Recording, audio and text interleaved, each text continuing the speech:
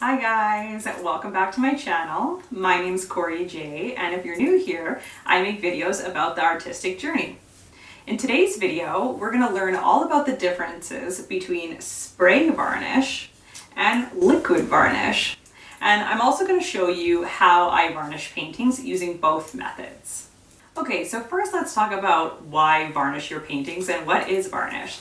So basically, varnish is a coat that goes over top of your finished paintings and it helps protect your paintings from the outside world.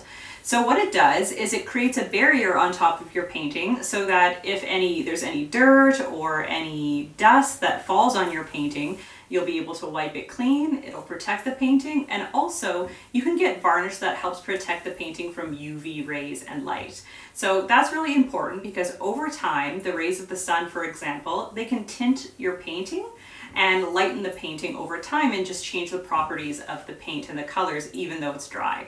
So you want to make sure you find a varnish that has UV protection, and that'll give you that protection from the sun and light as well. Okay, so there's different types of varnish out there, and today we're going to be talking about spray varnish versus liquid varnish.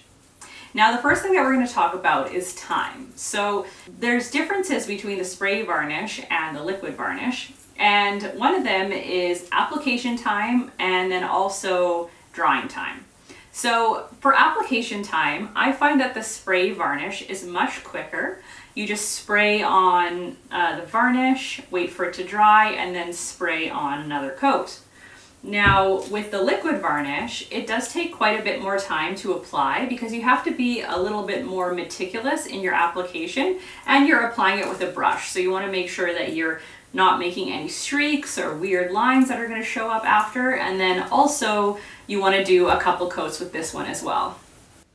So in terms of the drying time between coats, it actually differs a little bit between these two today. So this liquid varnish here, this one says to use 2 coats, and it says that you want to wait at least 3 hours between drying time. But for the spray varnish, it actually says just to use 1 coat on this one. Now I have used spray varnishes where it says that you should use 2 coats minimum, but this one particularly is just 1 coat. So that also cuts down the drying time in half, the spray varnish versus the liquid varnish that we're using today.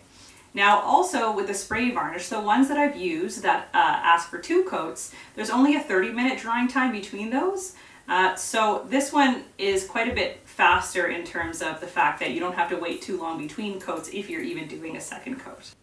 Okay, now I wanted to take a second to talk about health and safety of using varnishes because I don't feel like people talk about this very often and it's really important.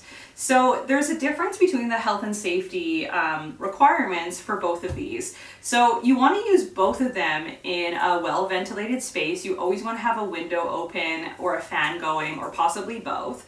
But this one does not require that you wear a mask. Whereas if you're using a spray varnish, my recommendation is that you should always wear a mask because it is very toxic, and when you're spraying it out, the little particles go everywhere and it's really easy to breathe it in. So this one, for sure, I would recommend using a mask, whereas this one, as long as you have a fan going or an open window, you should be okay. Now, the type of mask that I use is this. So this is my mask here. It's a 3M respirator mask, and it works really, really well. A couple things about this mask are that you want to make sure that you get one that's sized properly for your face. So I never realized this when I first bought the mask, and I actually bought a size large, and you can see the size right here. So this one's now a small.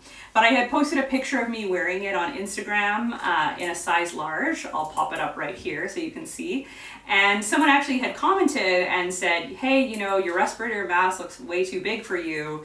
Are you sure that it's sized properly? And that was actually really helpful for me because it definitely was too big for me. So I went back and I got a small, which fits a lot better. And one thing that you can do to check that the respirator is sealed properly when you have it on is once you have it on, you want to put your hands over here and try and breathe in. And if you can feel that any air is getting in, then it's not fitted properly for you. So that's just a quick tip on respirator masks, but I think it's really important to get yourself one.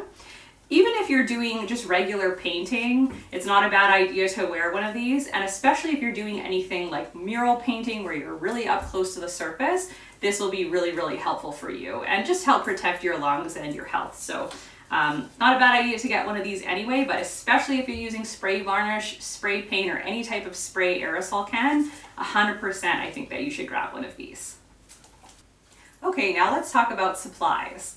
So I'm going to start with the spray varnish, because with the spray varnish, really all you need is the spray varnish. You want to make sure that you have a respirator mask, and then your piece, and then a surface to spray it on. You really don't need too many extra items. Whereas if you're going to be applying a liquid varnish, you definitely need a couple of extra supplies to get yourself going. So one would be a tray or a dish to put the varnish in. This is a lid, and since my painting that I'm going to be varnishing today is super small, a lid will do for me, but you can also use a bigger container. So this is like a yogurt lid to a yogurt container, but you could actually use the actual container if you had a bigger piece to varnish. And one trick that I have is covering the surface with tin foil. That way, instead of having to throw out the whole lid or recycle the whole lid after, you can just take off the tin foil and throw that away, and then you can keep using the lid over and over. And same goes for a container. If you have a container, you just want to cover it in tin foil, and that way you can just take the tin foil off after, throw out the tin foil, and continue using the same container. Now another thing that you'll need is a brush or a foam brush. So I like to use foam brushes. I just find that they have a nice straight line here, and I can get a nice application with a foam brush when I'm using liquid varnish. But another reason is because you could use a very soft bristle brush, but the issue with that is it's almost impossible to clean varnish out of brushes. So you really would have to throw it away after. And I just find that wasteful for the brush. I feel like it doesn't hurt as bad if I throw out a foam brush versus throwing out a real bristle brush. And also with the foam brush, I find that I'm able to clean the foam brush really well, that I could use it again. Whereas with any type of soft haired brush or soft bristle brush that I've used, it's just impossible to clean properly. So I recommend to use a foam brush for that reason, but if you can find a really soft bristle brush, that'll work really well as well. Okay, and then of course you also need the liquid varnish that you're using, your painting, and then again you just want a protected surface to paint on, just so that you don't get any varnish on anything. Especially since you're painting the sides, or sorry, you'll be varnishing the sides, you want to make sure that when you put it down, some varnish can get on whatever surface you're using. So a tablecloth works really well. And that's it for supplies for both of them. Okay, let's talk about application. So I'm going to do a full demo of the liquid gloss for you today, but for the spray varnish, we're just going to talk about it because I don't want to have the mask on my face and I want to be able to tell you what we're doing. So we'll start with the spray varnish. So a couple things to know when you're spraying your piece. One is you want to hold the varnish about 1.5 feet away from the piece when you're spraying. Another is you want to start from the top and you want to go from side to side down slowly. So for example, if I was going to spray this piece, I would take the varnish, hold it about 1.5 feet away, and I would start spraying from one side to the other, from the top to bottom, all the way down in a nice smooth motion. And I would try to keep the trigger down the whole time until I get to the bottom. Then also you want to make sure to do some light sprays on the sides here, just to make sure that all the sides are varnished as well. Now, some people, and it also says on the actual container that for best results, you should spray the piece flat. So put it down flat on a surface and then spray like this. However, I have found best results when it is up. So for example, putting your piece on an easel and having it tilted up just a little bit. And there's a couple reasons that I found that. So the first one is, if I have my piece flat here and I'm spraying it flat, I've had a lot of occasions where the spray will start to drip and it'll drip right onto my piece. So instead of having a nice light layer of varnish, I'll have dots of varnish spray kind of all over the piece, and you can't really get rid of that. It's a total mess. So because of that, I never spray like this flat.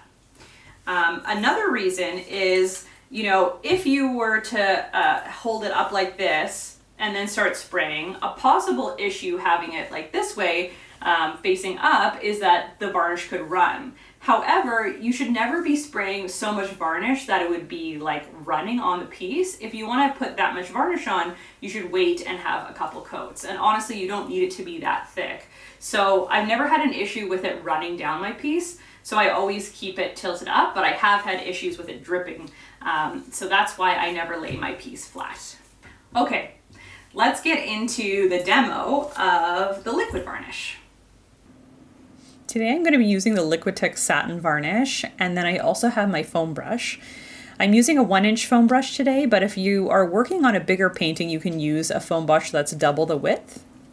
And then I'm just going to take some varnish, take off the excess on my foam brush here, and I'm going to start to make strokes that are up and down.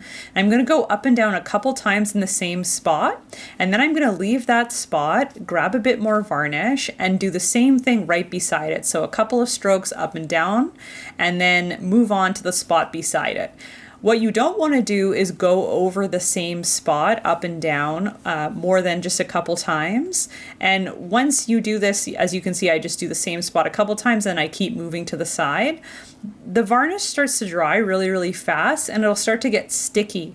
So if you don't move fast and if you go over the same spot, you'll start to ruin it. So you just want to do a couple strokes up and down like that and then move on to the spot beside it and just keep doing that until you move all the way across the canvas. Now, as you can see, it gives a nice coverage here, and I'm going to leave that as my coat 1. Then I'm going to go ahead and do the sides. So just a couple strokes up and down each of the sides. Basically the same technique on the sides here. And grab a bit more varnish as I go. And then as you can see, it creates a really nice coat. Now there is a little bit of area where I missed, but that's okay because I'm going to leave that for the next coat. Okay guys, now that you've learned a little bit about the spray varnish versus the liquid varnish, I wanted to weigh in on which varnish I like better. So for me, hands down my choice is the spray varnish here. I've used a bunch of different brands. I really like pretty much all of them. This one here is Liquitex. It works great too. And the thing about it is I just find it way faster and easier to use. So you spray it, you only have to use one coat sometimes. It takes really fast to dry, and it's just a lot easier to apply, I find, and get like a nice finish. There are times, however, where I still do use a liquid varnish, and one of those reasons is because I live in a really, really cold climate. I live here in Canada, and sometimes the weather's -30 out, and I won't be using the spray varnish indoors. I really only recommend using it outside unless you have a nice ventilated space. So I can't use the varnish in -30 weather. It just goes against the properties of the varnish and it won't come out properly and it's a whole mess. So I won't be able to use this during those really, really cold winter months. So in that case, if I have a painting that I have to varnish, then I go to liquid varnish because I can use it indoors. So that's the only time really where I would use the liquid varnish. Otherwise, I love the spray varnish. I just find it easy and fun, and that's my pick.